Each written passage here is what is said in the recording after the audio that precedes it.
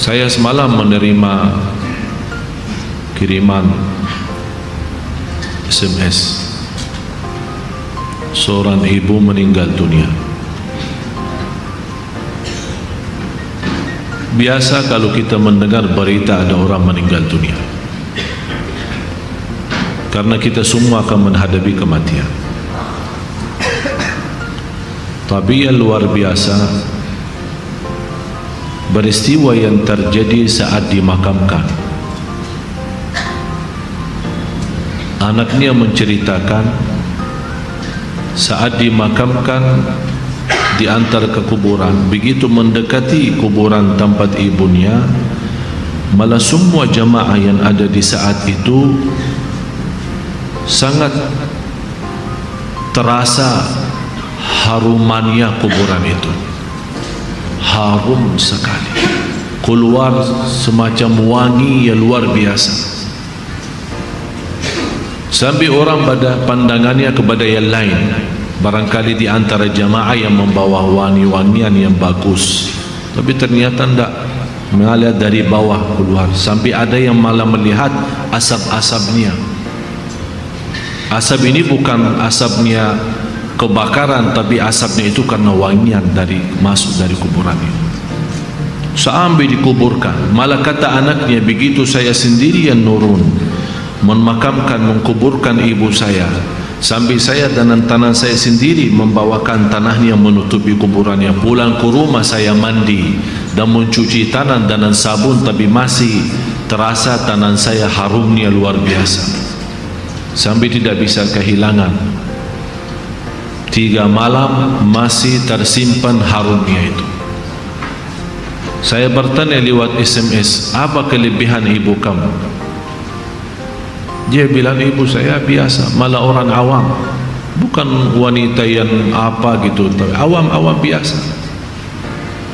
Tapi setahu saya, ibu tidak pernah tidur sebelum membaca surat Al-Mulk, Tabarakalladzi biyadihil mulk. Saya langsung menjawab, itulah yang Allah hantarkan kepada ibu kamu. Dan inilah berita gembira bagi kita semua, sesuai janjian Rasulullah sallallahu alaihi wasallam, 30 ayat syafa'at li sahibiha min azabil qabr.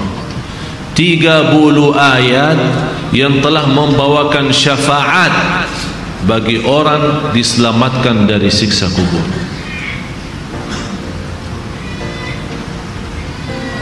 Dari situ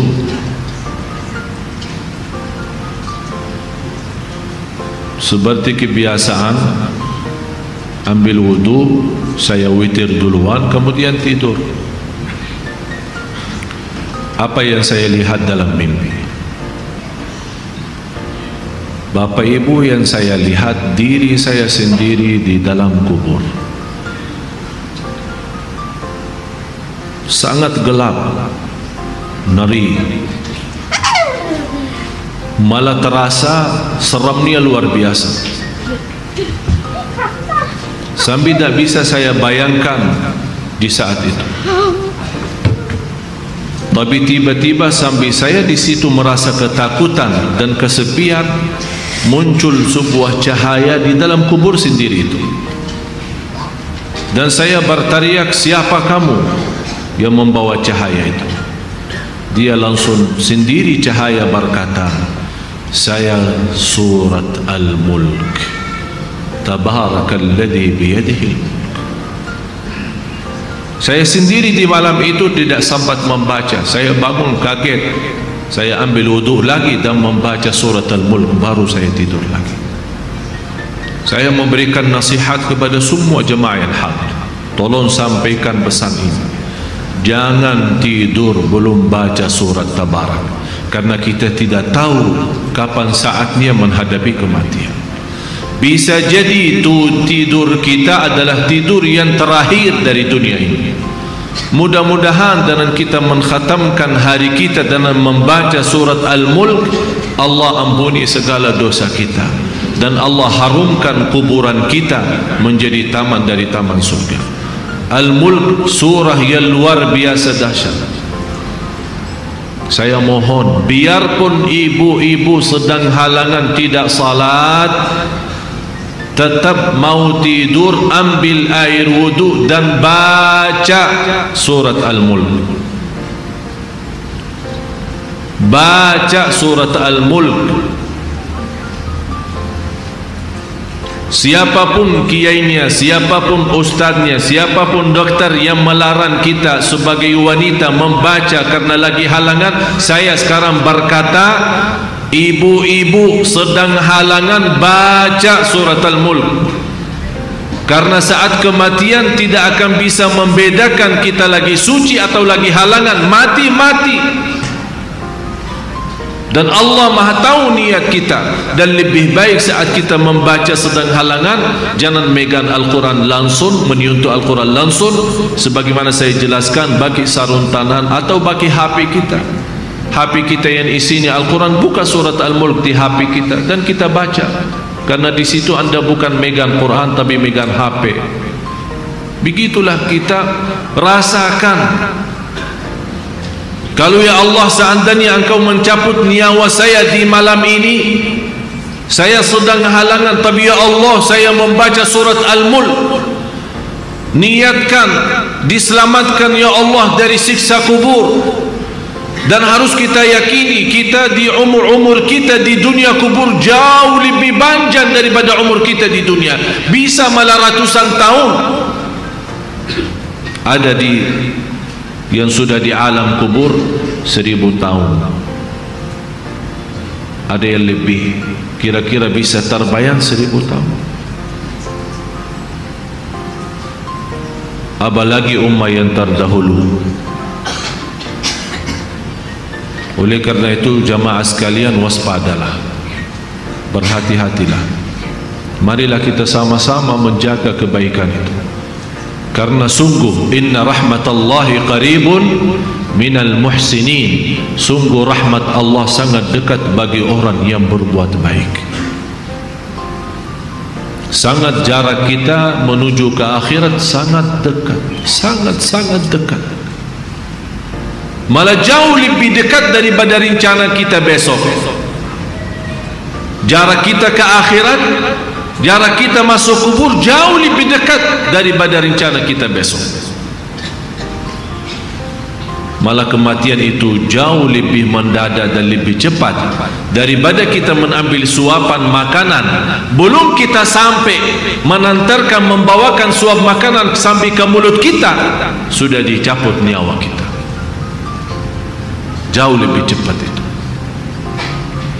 Oleh karena itu marilah kita sama-sama semua kita punya salah, punya kekurangan. Apa yang kita senang melihat nanti di hari kiamat, jangan perbuat. Apa yang kita ingin ketemu nanti di hari kiamat, silahkan. Apa yang kita takut dan malu dilihatkan oleh Allah nanti di hari kiamat, jangan berbuat. Dan apapun yang kita tulis, senang kita ditunjukkan oleh Allah, silahkan tuliskan.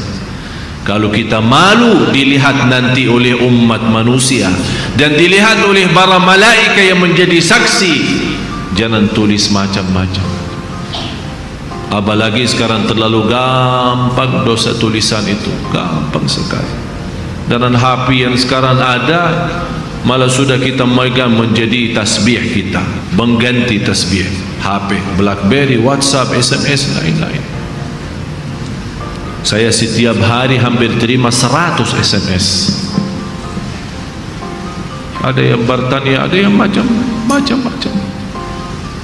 Dan hanya saya yang balas, ya Allah, doakan jangan menjadi titik tulisannya SMS ini menjadi beban nanti di hari kiamat. Ya Allah, ampunilah mereka semua. Itu yang saya doakan. Walaupun saya tidak balas berdoa, tapi Allah yang Maha tahu apa yang saya doakan untuk orang yang kirim SMS atau WhatsApp atau apa saja. Oleh karena itu jamaah sekalian, hati-hati. Bukan masalah sama saya, tapi masalah kita sama Allah. Selalu saya menyampaikan dan mengingatkan kembali, jangan lagi berkata saya tidak enak sama ustaz, saya tidak enak sama keluarga, saya tidak enak sama jamaah. Rubahkan kata itu, berkatalah saya tidak enak sama Allah, saya tidak enak sama Rasulullah sallallahu alaihi wasallam. Kalau memang kita ingin diselamatkan oleh Allah di akhirat, bagi saya dunia ini biar kita susah sepanjang hidup kita sampai mati susah, masih jauh lebih ringan susah dunia daripada nanti susah di akhirat. Harus menjadi tujuan kita akhirat, bukan dunia. Akan Allah datangkan dunia dan akhirat.